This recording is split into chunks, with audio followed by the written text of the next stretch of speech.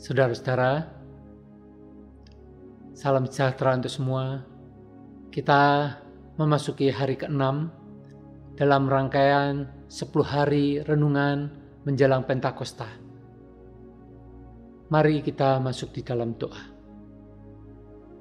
Tuhan Yesus, terima kasih untuk kesempatan di mana kami boleh diangkat menjadi anak-anak Allah. Terima kasih, biarlah kami boleh merenungkan firman-Mu pada hari ini. Roh Kudus menerangi hati dan pikiran kami. Dan ajar kami untuk menjadi anak-anak kesayangan-Mu ya Tuhan. Untuk mentaati firman-Mu. Di dalam nama Tuhan Yesus, kami berdoa dan mengucap syukur. Amin.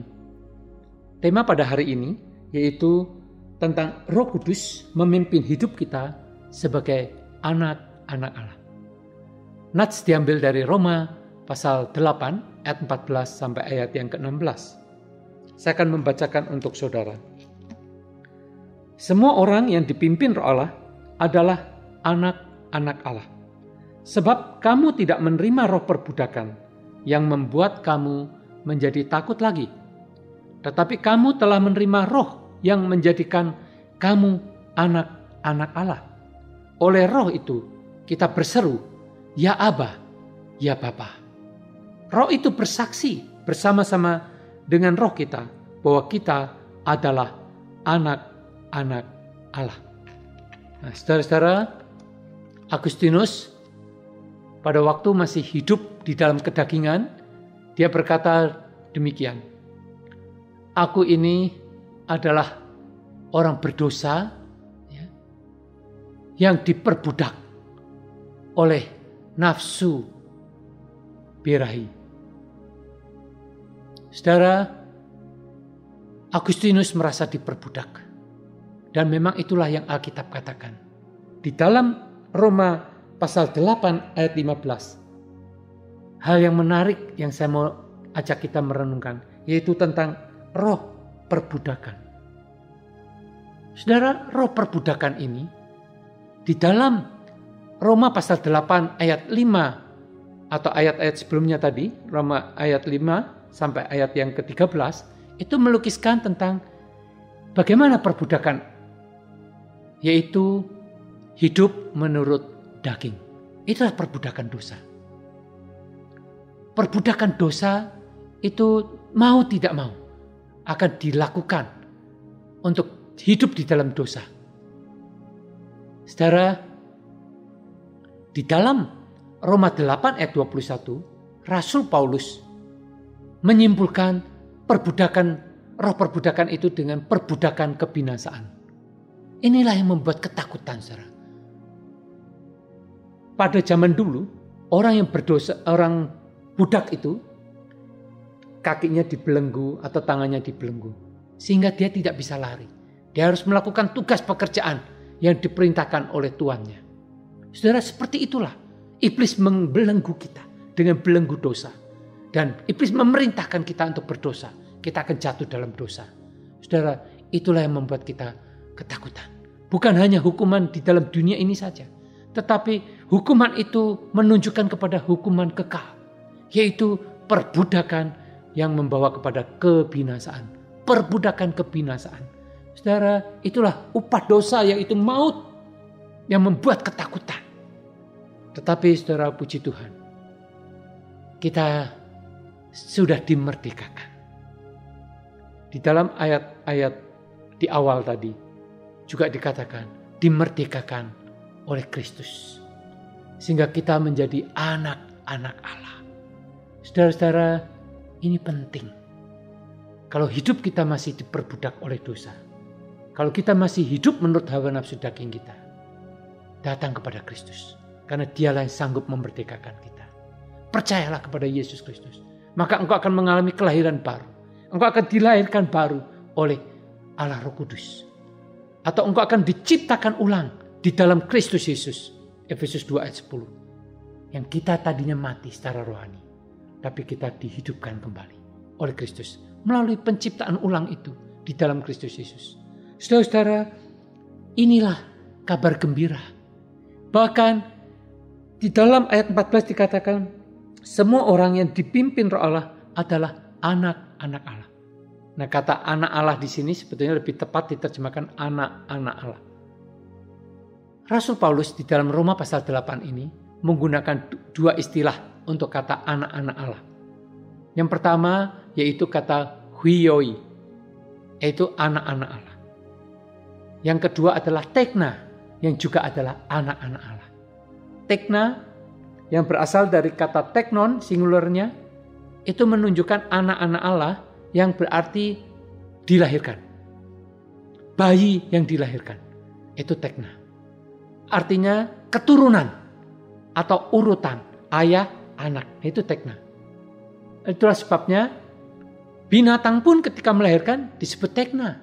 Manusia yang melahirkan juga disebut anaknya itu tekna. Dan kelahiran kembali ternyata juga menggunakan kata tekna. Karena lahir. Keturunan. Dilahirkan dari Allah. Keturunan dari Allah, saudara. Itulah anak-anak Allah. Tetapi kata huioi ini berasal dari kata huios. Kata huios ini singular. Hanya bisa digunakan untuk Tuhan Yesus. Anak tunggal Allah. Son of God. Anak laki-laki Allah. Tetapi saudara, ini ada hubungan yang lebih dekat. Ada satu kedekatan yang lebih dalam. Kalau tadi tekna itu lebih keluar, tapi ini lebih ke dalam. Makanya disebut anak kesayangan. Anak tunggal kesayangan Allah. Saudara, kata huioi menunjukkan juga anak-anak kesayangan Allah. Saudara, puji Tuhan. Roh Kudus kalau membimbing kita dan kita mau dipimpin oleh Roh Allah, kita adalah anak-anak kesayangan Allah.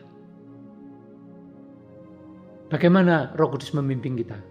Melalui firman Tuhan. Melalui ketaatan kepada firman-Nya. Saudara-saudara, itulah yang membawa kita menjadi anak-anak kesayangan Allah. Saudara-saudara, ayat 14 dan 15 itu dipakai kata huioi.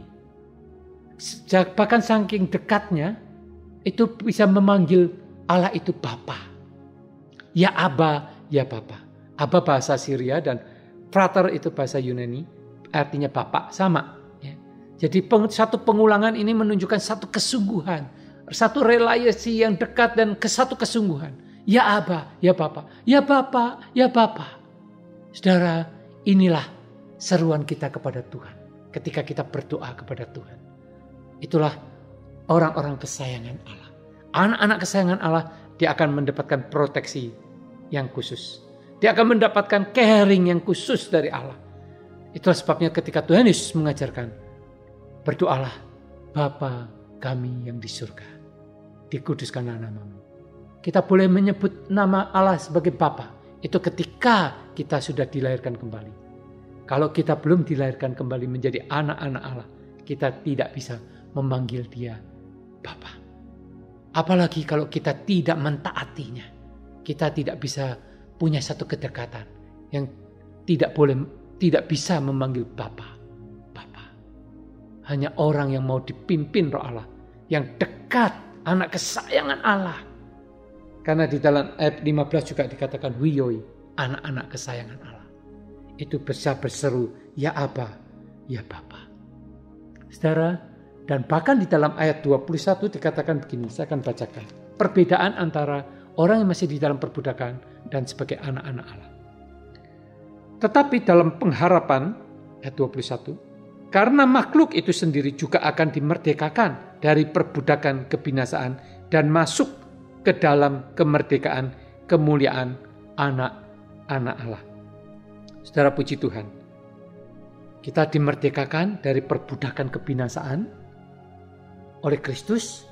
Lalu kita bisa mengalami kemerdekaan sebagai dalam kemuliaan anak-anak Allah. Saudara, pada waktu manusia diciptakan dengan kemuliaan Allah. Tetapi ketika jatuh dalam dosa, kemuliaan Allah itu hilang. Di dalam Roma pasal 3, Rasul Paulus menjelaskan hal itu. Tetapi ketika kita diciptakan ulang, kemuliaan Allah itu diberikan lagi bagi anak-anak Allah. Dan itulah kemerdekaan. Kemerdekaan apa artinya? Tidak seperti budak yang dibelenggu, yang mau tidak mau harus melakukan. Anak begitu bebas merdeka. Boleh taat, boleh tidak taat. Kalau tidak taat, kita tidak menjadi anak-anak kesayangan. Kalau tidak taat, kita tidak akan mengalami proteksi yang khusus, mengalami caring yang khusus. Saudara-saudara, kita tetap adalah anak-anak Allah, tetapi bukan anak-anak kesayangannya. Mari saudara, kita mau dibebaskan dari belenggu dosa di dalam Kristus Yesus. Dan bahkan diangkat, diadopsi sebagai anak. Bahkan kita dilahirkan sebagai anak-anak Allah, anak-anak kesayangan Allah yang taat kepada Allah, taat kepada firman-Nya. Mari kita masuk di dalam doa.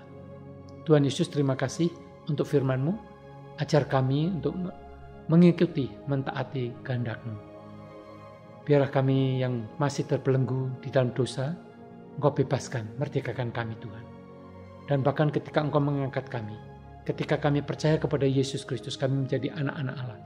Dan biarlah kami bukan hanya sekedar menjadi anak-anak Allah, tapi menjadi anak-anak kesayangan Allah. Tolonglah kami Tuhan. Di dalam nama Tuhan Yesus, kami berdoa dan mengucap syukur. Amin.